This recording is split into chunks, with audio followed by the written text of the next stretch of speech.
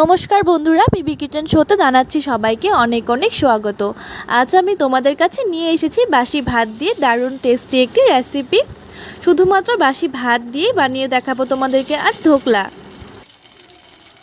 কোনো ধরনের ইনো বা বেকিং সোডা বা বেকিং পাউডারও আমরা এখানে ব্যবহার করব না। সম্পূর্ণ ঘরোয়া উপকরণে তৈরি, শুধুমাত্র 10 মিনিটের মধ্যে কিন্তু এই ধোকলা তৈরি করে ফেলতে পারবে। এই ধোকলা তৈরি করার জন্য আমি এখানে সবার প্রথমে নিয়েছি ভাত।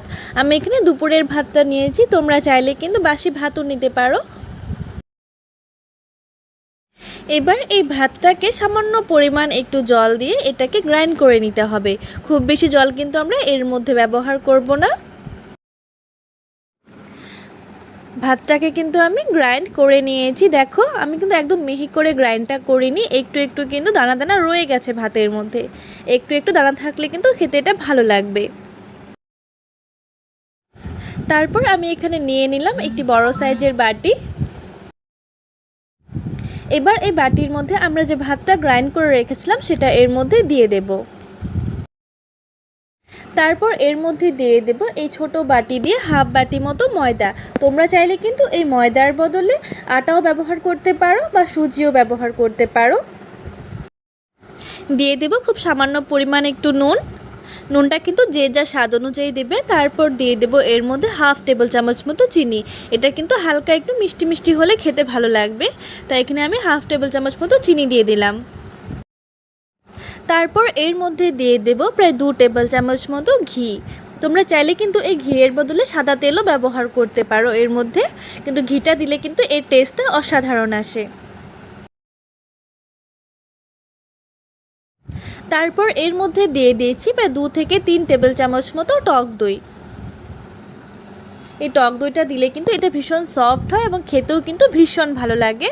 আর তোমাদের কাছে যদি এই টক দইটা না থাকে তাহলে সেক্ষেত্রে তোমরা কয়েক ফোঁটা লেবুর রস এর মধ্যে ব্যবহার করতে পারো, তাহলে কিন্তু টেস্টটা ভীষণ ভালো আসবে। এবার হাত দিয়ে এই সব উপকরণগুলোকে খুব ভালো করে মিশিয়ে নিতে হবে।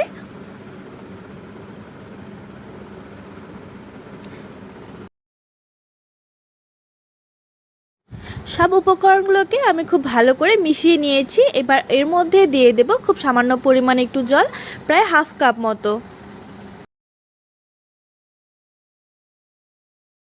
তারপর একটা হ্যান্ড ব্লেন্ডারের মাধ্যমে এটাকে খুব ভালো করে ফেটিয়ে নিতে হবে। এটা যত ভালো করে ফেটবেন ততই কিন্তু এই ধোকলাটা সফট হবে আর ফুলে উঠবে। কারণ এখানে কিন্তু আমরা কোনো ধরনের বেকিং পাউডার ব্যবহার করছি না বা ইনো ব্যবহার করছি না এটা ফোলার জন্য।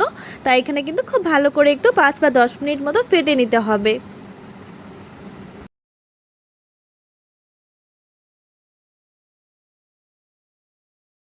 আমি এটাকে 5 মিনিট মতো খুব ভালো করে ফেটিয়ে নিয়েছি। এবার এর মধ্যে দিয়ে দেব খুব সামান্য পরিমাণে একটু হলুদ গুঁড়ো, এটা কালারের জন্য। এটা কিন্তু সম্পূর্ণ অপশনাল, তোমরা চাইলে কিন্তু এটা স্কিপও করতে পারো। আমি জাস্ট এটা কালারের জন্য সামান্য পরিমাণে একটু ব্যবহার করেছি। এবারে হলুদ গুঁড়োটাকেও খুব ভালো করে মিশিয়ে নিচ্ছি এর মধ্যে। তারপর আমি এখানে নিয়ে নিয়েছি ছোট্ট এরকম একটা প্লেট। এই প্লেটের মধ্যে সামান্য পরিমাণে একটু ঘি ব্রাশ করে দেব। তোমরা চাইলে কিন্তু তেলও ব্রাশ করতে পারো এর মধ্যে। তারপর আমরা যে মিশ্রণটি বানিয়ে রেখেছিলাম সেটা এর মধ্যে দিয়ে দেব।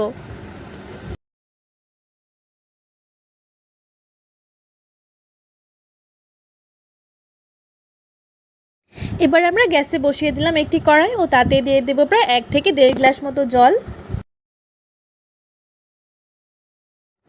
তারপর এই জলের মধ্যে একটা স্ট্যান্ড দিয়ে দেব। স্ট্যান্ডটা যেন অবশ্য জলের ওপরে থাকে সেটা কিন্তু অবশ্যই খেয়াল রাখতে হবে। তারপর আমরা যে মিশ্রণটি ঢেলে রেখেছিলাম সেই পাত্রটি এই স্ট্যান্ডের উপরে বসিয়ে ঢাকা দিয়ে হতে দেব প্রায় 10 থেকে 15 মিনিট মতো।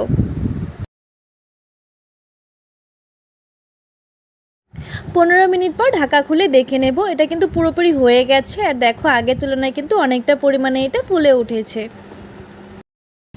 তারপর আমরা অন্যদিকে আরেকটি প্যানে দিয়ে দেব 1 টেবিল চামচ মতো ঘি। তোমরা চাইলে তেলও ব্যবহার করতে পারো। তারপর এই ঘিয়ের মধ্যে দিয়ে দেব 2টো শুকনো লঙ্কা আর দিয়ে দেব হাফ টেবিল চামচ মতো কালো জিরে, কারণ এই ধোকলার মধ্যে কিন্তু কালো জিরের ফ্লেভারটা বেশ ভালো লাগে। আর দিয়ে দেব প্রায় 5 থেকে 6টি কারি পাতা।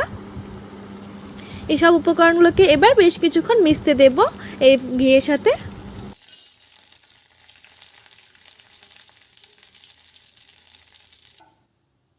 তারপর সেই তড়কাটা আমরা এই ঢোকলার মধ্যে খুব ভালোভাবে ছড়িয়ে দেব।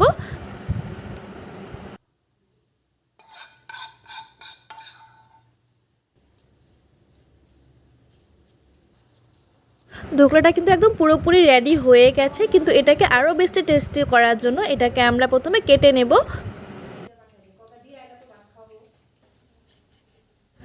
তারপর আমরা একটা প্যানের মধ্যে খুব সামান্য পরিমাণে একটু তেল ব্রাশ করে আমরা যে ঢোকলাটা কেটে রেখেছি সেটা সামান্য পরিমাণে একটু ফ্রাই করে নেব। এভাবে একটু ফ্রাই করে নিলে উপরটা বেশ ক্রিস্পি হবে এবং ভেতরটা কিন্তু অনেকটাই নরম থাকবে। বন্ধুরা, তোমাদের যদি এই ভিডিওটি ভালো লেগে থাকে তাহলে অবশ্যই আমার চ্যানেলটিকে সাবস্ক্রাইব করে ভিডিওটিতে একটি লাইক করে দিও।